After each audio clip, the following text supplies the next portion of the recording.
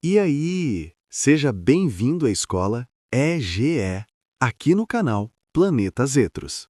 Respira, porque hoje nós vamos conversar sobre o transtorno do espectro autista, o famoso TEA, sob a ótica da Lei de Diretrizes e Bases da Educação, a LDB.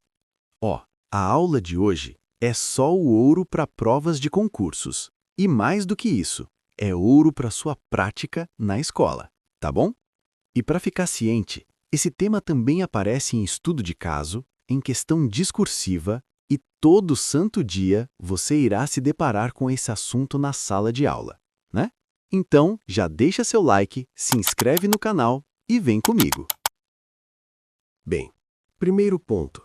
Para a gente se situar, os artigos 12 e 13 da LDB, a nossa Lei 9.394 de 96, não falam só de papel, de documento, de burocracia, não. Eles falam de dever concreto. O artigo 12 fala da escola e o artigo 13 fala do professor.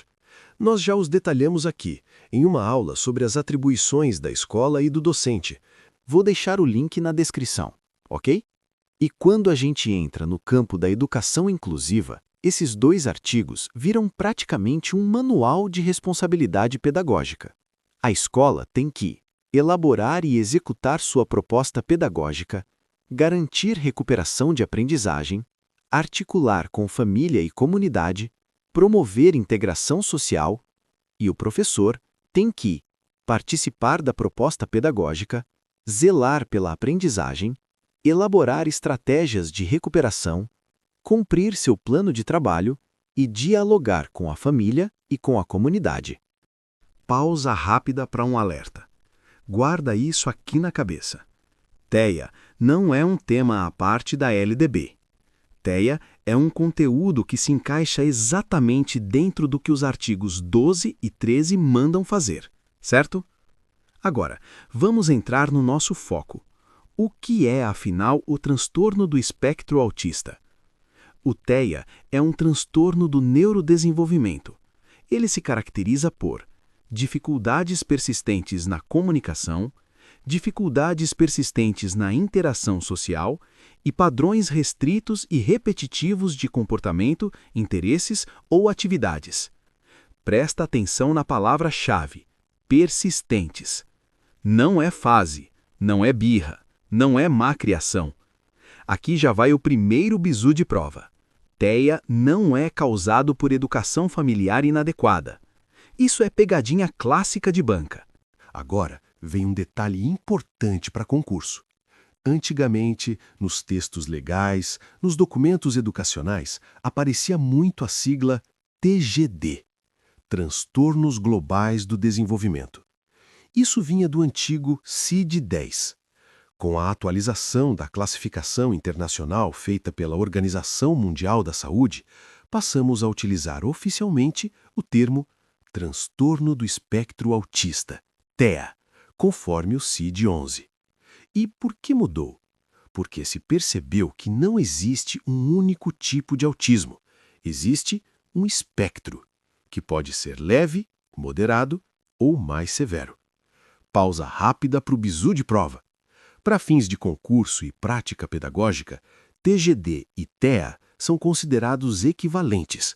Se a banca misturar as nomenclaturas, vê se não cai, viu?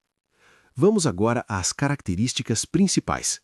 São 3 blocos que você precisa guardar. 1.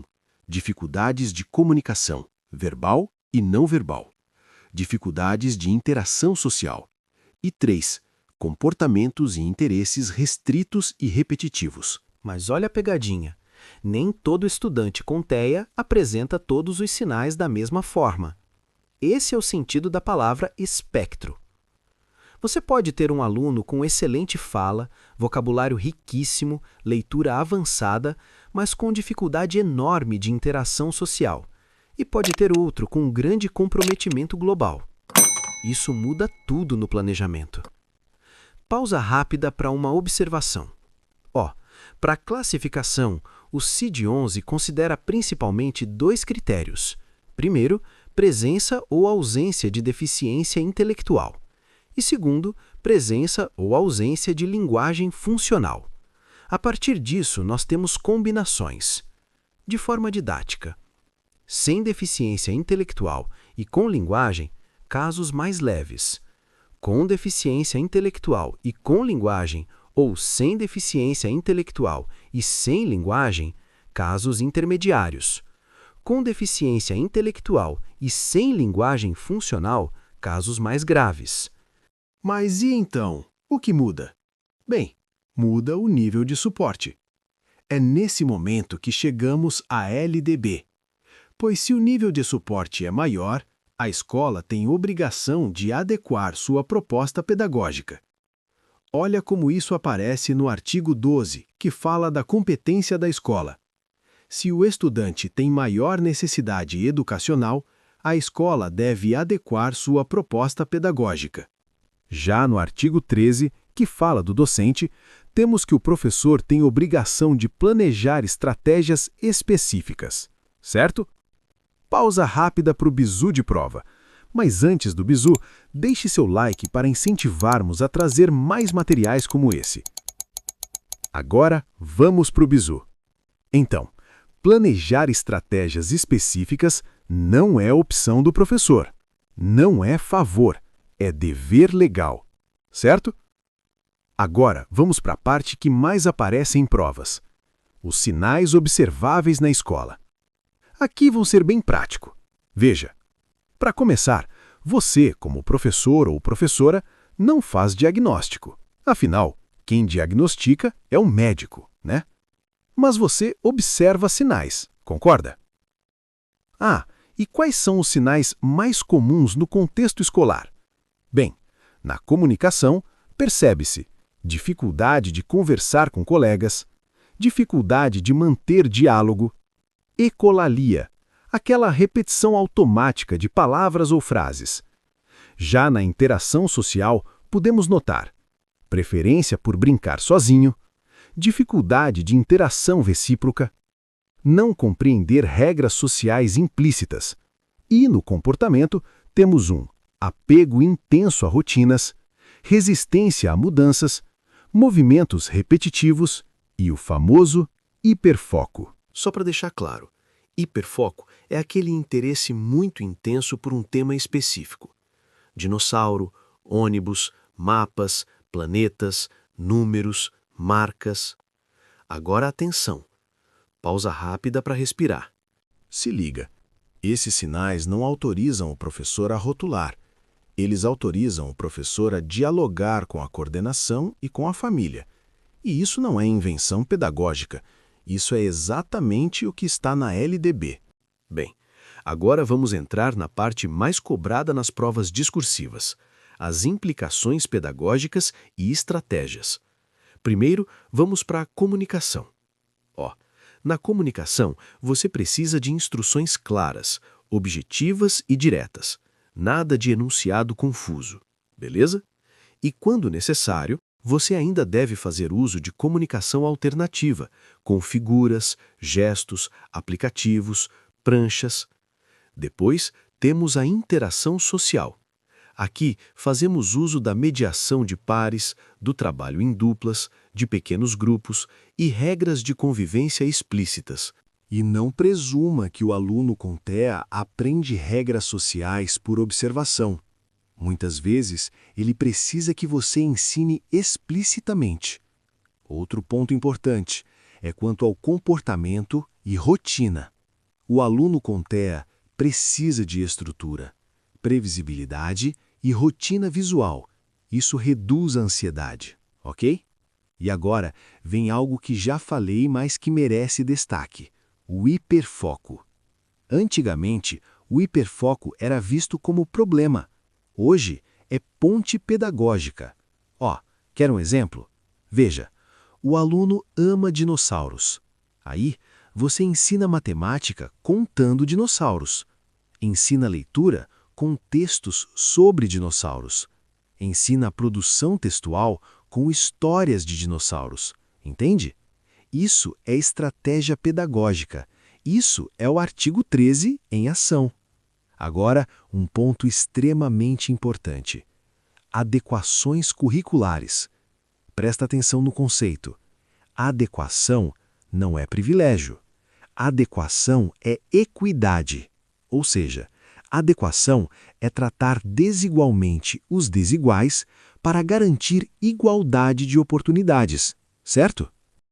E mais, as adequações não são temporárias por regra. Elas devem durar enquanto houver necessidade. E elas devem constar na proposta pedagógica na escola. Isso cai diretamente no artigo 12, inciso 1. Pausa rápida para um bizu de prova. Adaptação curricular não é para facilitar prova, ok? É para garantir acesso ao currículo. Grava isso, beleza? E agora, aqui a banca gosta de armar pegadinha. A escola não é autossuficiente. O professor não trabalha isolado. O artigo 13, inciso 6, deixa isso muito claro. O professor deve colaborar com a articulação escola, família, comunidade. No caso do TEA, essa parceria é condição de sucesso. Não é detalhe, é base. Agora vamos fechar pensando em concurso, tá?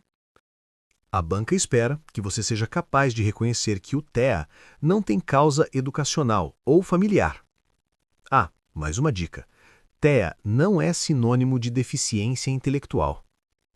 Pode existir TEA sem deficiência intelectual, ok? E, para fechar, deixa eu falar para você de forma muito bem direta. Cumprir os artigos 12 e 13 da LDB, quando falamos de estudante com TEA, significa transformar a sala de aula em um espaço verdadeiramente inclusivo. Significa respeitar o espectro, valorizar potencialidades, garantir suportes, planejar com intencionalidade e trabalhar junto com a família. Não é só cumprir a lei, é cumprir o papel ético da docência. E olha, quem domina esse conteúdo, passa na prova, escreve bem a discursiva, resolve estudo de caso e entra na sala de aula com segurança. Por isso, guarda isso com você. Inclusão não é improviso. Inclusão é planejamento, estratégia e compromisso. E se quer saber mais sobre educação inclusiva, assista a esse vídeo que você está vendo na sua tela ou clique no vídeo da descrição. Ah, e se inscreva no canal, porque quem quer aprovação não estuda por tópicos soltos, estuda com visão de sistema. Beleza? Nos vemos na próxima aula.